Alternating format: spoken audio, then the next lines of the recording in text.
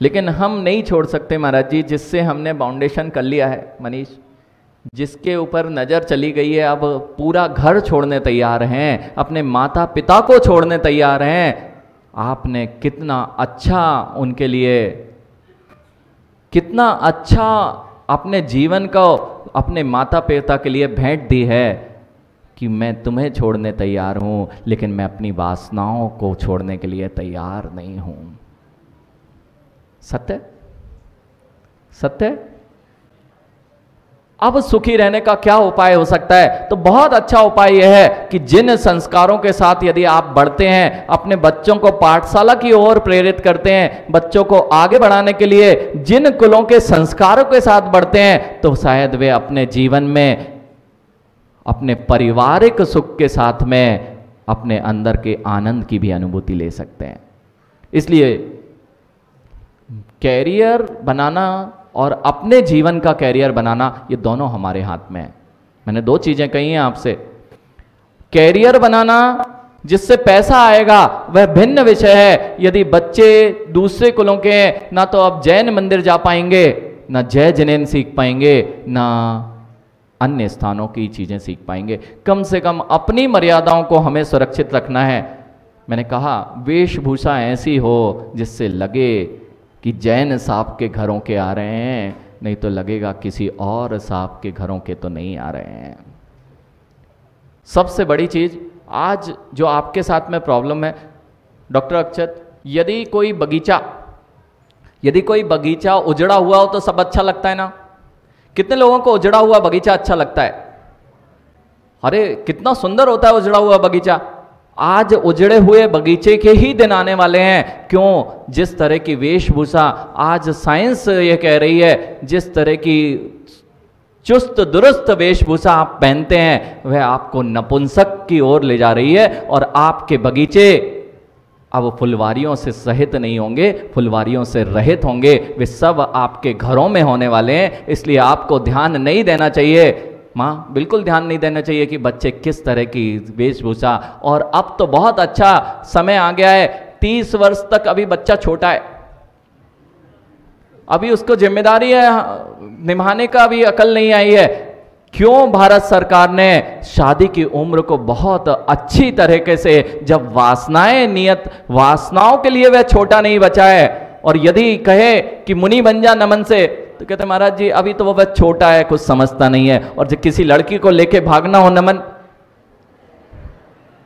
तब छोटा नहीं होता, वासनाएं अंदर में। इसलिए जो उम्र कही गई है, यदि इसका भी ख्याल नहीं किया गया, हम 30 वर्ष तक नहीं कर रहे हैं, 30 वर्ष तक शादी नहीं करते हैं कैरियर के कारण, अभी तो हमारे पास कुछ नहीं है। और बच्चे 35-40 वर्ष तक बच्चों की आबादी नहीं होती है, तब फुलवारी कभी, बगीचा कभी फुलवारी युक्त नहीं होता है। फिर उजड़ा चमन ही सबको देखने मिलेगा अपने घरों में। माँ, आवश्यकता यह है, जो नियत काल है बेटा, खूब पढ़ाई करो, खूब पढ़ाई करो। और नियत काल पे जहाँ वासनाओं का समय आया, किसी दूसरे से वासनाएं पूर्ति करने जाओगे, इससे अच्छा है कि अगर शादी हो जाती है तो संयमित जीवन हो जाता है। जो 10 प्रकार का सील भ्रष्ट होता था, उससे पहले शादी अगर हो गई है तो सील की भ्रष्टपने से आप बच जाओगे। और वह बहुत दुख देता है जीव को, जब जीव सोचता तो यह हम बड़े स्मार्ट हैं, इतनी जल्दी शादी। जितने लोगों के घर बिगड़ते हैं ना, ये लेट शादी से बिगड़ रहे हैं। क्यों बिगड़ रहे हैं आपको पता है? युवाओं, अभी आप लोग जिम्मेदार नहीं हुए ना।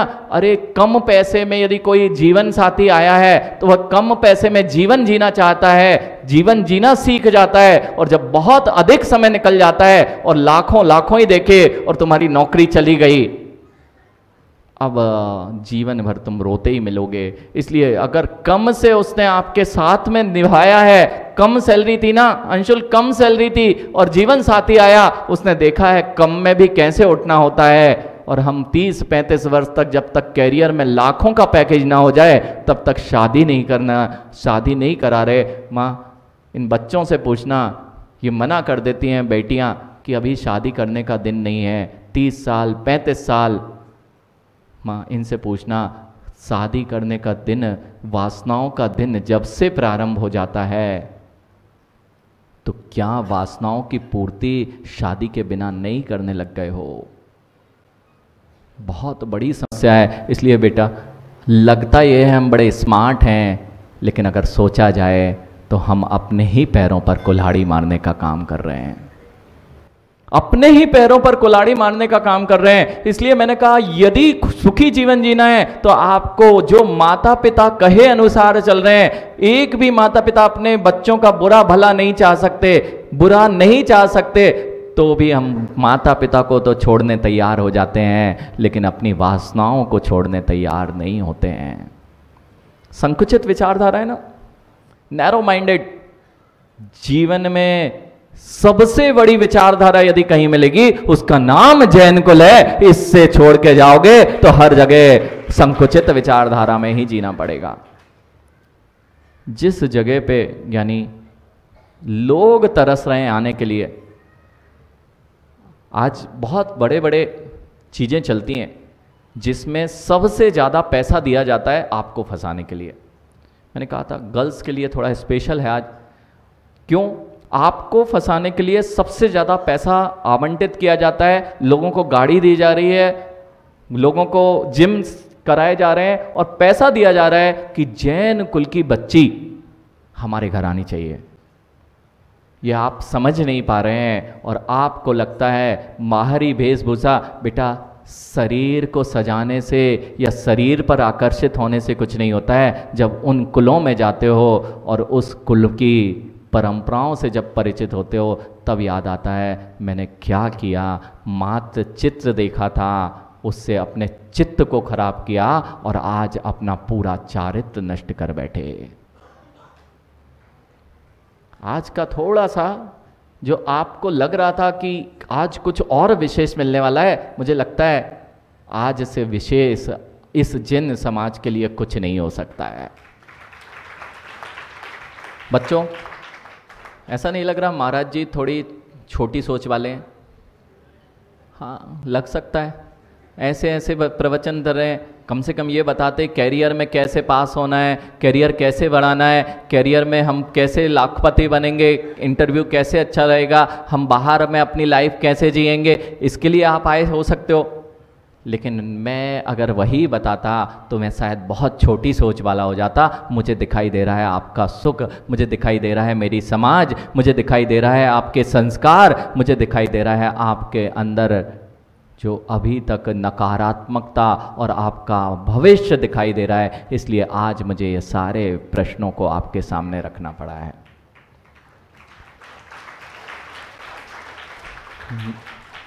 ब्राह्मी सुंदरी का, अभी मेरे पास में एक माँ आई थी, वो 1967 में, पंडित जी 1967 में उस माँ ने पीएचडी कर ली थी, जैन कुल की 1967 की पीएचडी की। अभी वो एक और रोज के स्वाध्याय में आते हैं, वे 1987 में पीएचडी किए हुए हैं।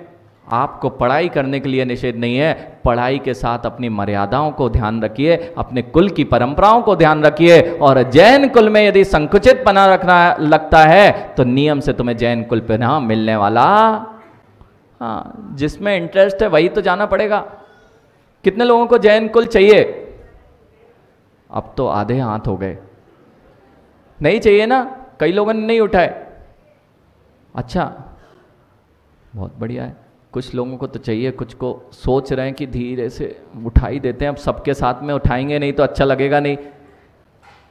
क्या ऐसा नहीं लगता है कि जिस कुल में आप जन्मे हैं, आज लोग आपकी ही बात कर रहे हैं? यदि अभी आज बात हो रही थी, वो जहाँ जैन परिवार रहते हैं ना बेटा, उसके नीचे से यदि कोई निकल जाए ना तो पता चल जाता है कि छौंक लग गया है।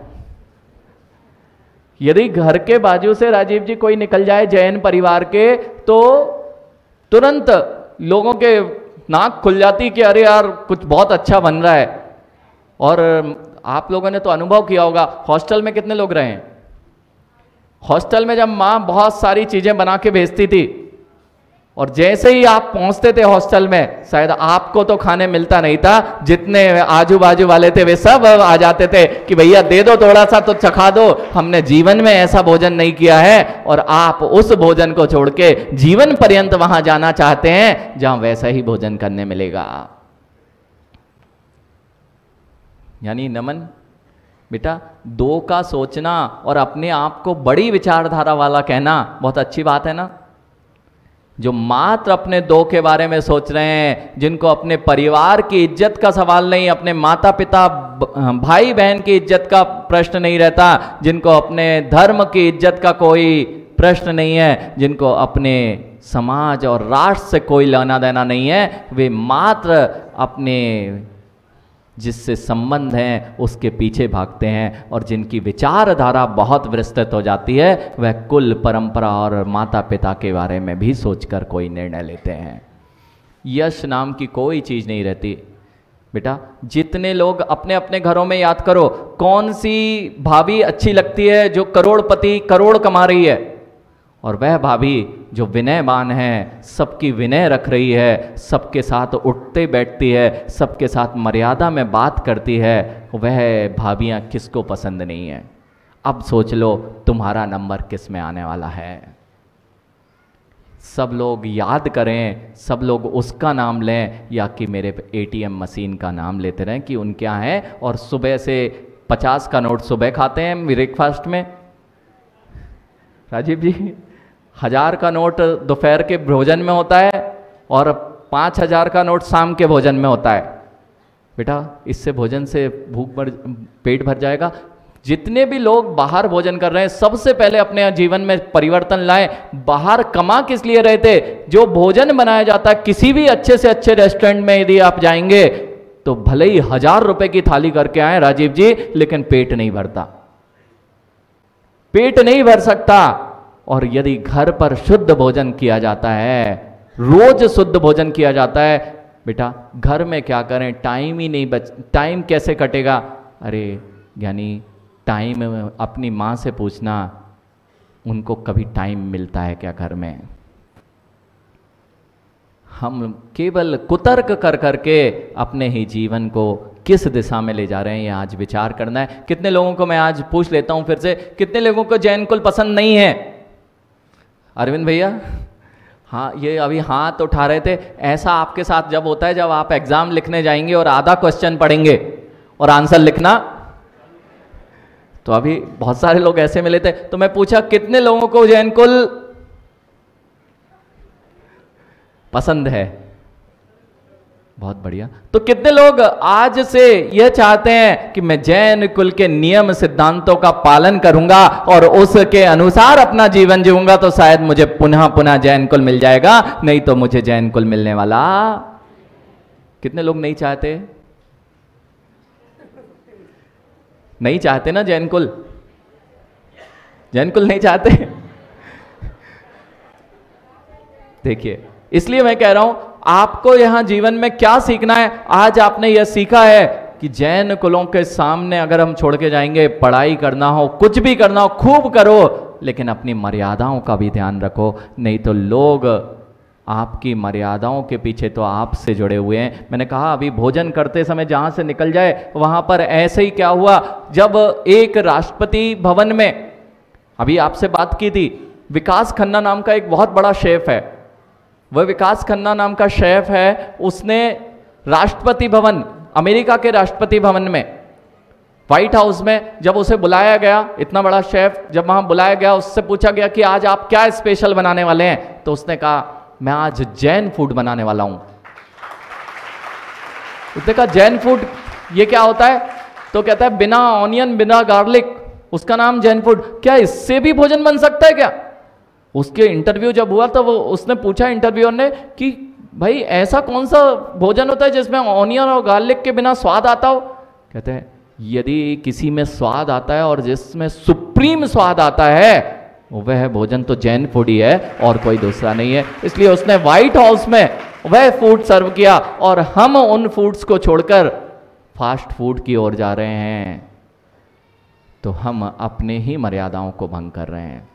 लोग आपकी ओर आ रहे हैं। एक बात और ध्यान रखें, राजा, बस 2 मिनट में आपको अपन पार्श्वनाथ भगवान की स्वतंत्रता की बात, बेटा स्वतंत्र तो रहना, लेकिन यदि ये पार्श्वनाथ भगवान स्वच्छंद जीवन जीते, जैसे वासनाओं से ग्रसित हम जी रहे, तो ये कभी स्वतंत्र नहीं हो पाते। स्वतंत्रता का अर्थ स्वच्छंदता नहीं है, स्वच्छंदता नहीं, अनुशासन में रहते हुए स्वतंत्र जीवन जीने वाला अपने जीवन में सुख और भविष्य में भी सुख को ही पाता है।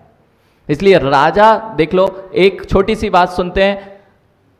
जब भी राजा किसी से मिलेगा या राजा से कोई मिलेगा तो किसका बहुमान बढ़ेगा? राजा है, यहां राजा बैठा हुआ है और राजा से मिलने के लिए नवरत्न जी आप आए हैं और राजा से मिलने की आज्ञा मिल गई है, तो बहुमान किसका बढ़ेगा? जो मिलने आया उसी का बढ़ेगा। और यदि राजा पब्लिक में बैठने लग जाए और सब आम जनता के बीच में रहने लग जाए, तो बहुमान किसका बढ़ेगा? किसका बढ़ेगा? राजा का बढ़ेगा क्या? राजा पान की गुमटी पे खड़ा है, राजा क्लब में मदरा पी रहा है सबके साथ में, तो किसकी कीमत कम होना है? राजा की कीमत। आप अपने कुल की राजा जैसी कीमत नहीं जानते हैं। लोग आपके साथ खड़े होते हैं तो उनकी कीमत बढ़ती है, और जब आप लोगों की तरफ भागते हैं तो आपकी कीमत कम होती है।